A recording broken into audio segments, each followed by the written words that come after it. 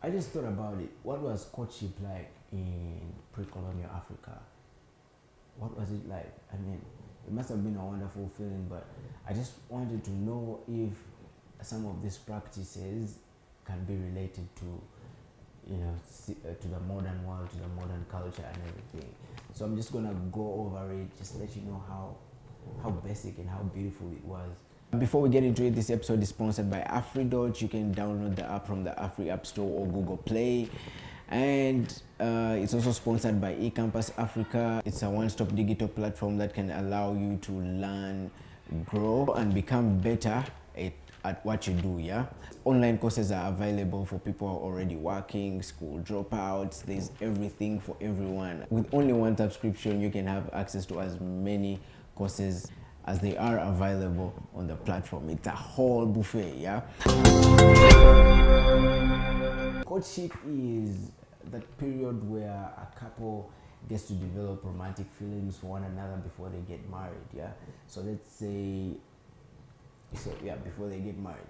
So if a man was interested into a woman, he would basically show interest by bringing beads, necklaces, gold, and also clothing to the intended bride, yeah? So this just reminds me, I was dating a girl who told me that in their family, you have to present gold. That's like the most expensive thing on planet Earth right now, right? Absolutely. Gold. So, and then she asked me, can you afford the gold, man? Can you get me the gold? And I was like, damn, if I can't buy myself a camera, why should I give you that gold? So I just, you know what I had to do? I had to hit the exit button, man. I looked for the exit door and sorted myself. But anyway, so you have to bring gold, clothes, beads, necklaces, blah, blah, blah to the intended bride, yeah? Before even saying a word, you just do that, yeah? Then his courtship, like, the process might also include palm oil, alcohol, what else? Yeah, palm oil, beer, alcohol, and livestock for the family to enjoy.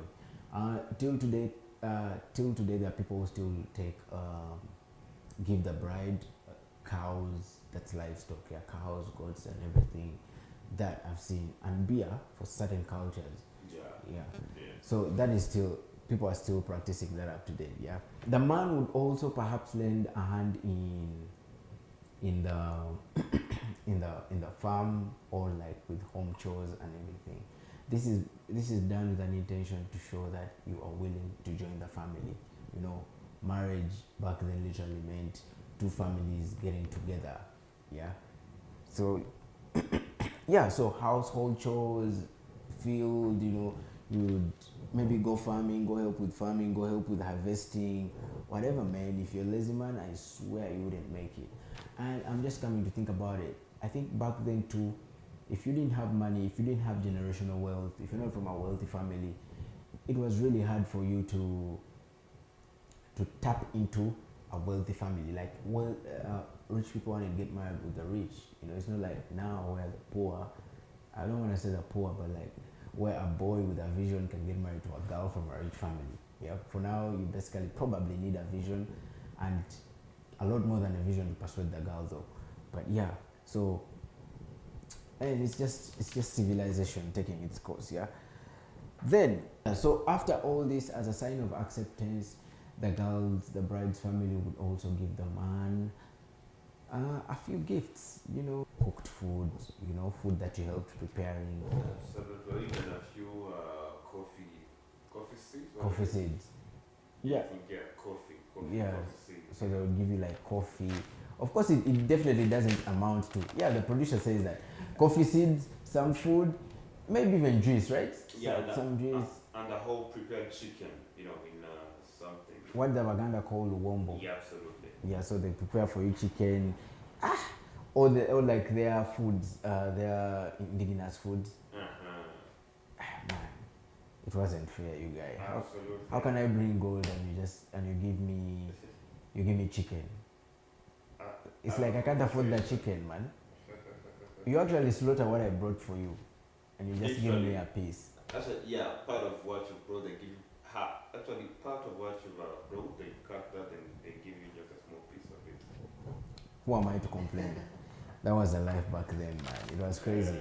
So when, just as a token of appreciation, they give you luombo, that's like the chicken, you know, chicken, cooked fried chicken. They give you some coffee and so many things to mention. I wasn't there, but that's what I've been told, yeah. After all this has been done, they've accepted, blah, blah, then the pre-wedding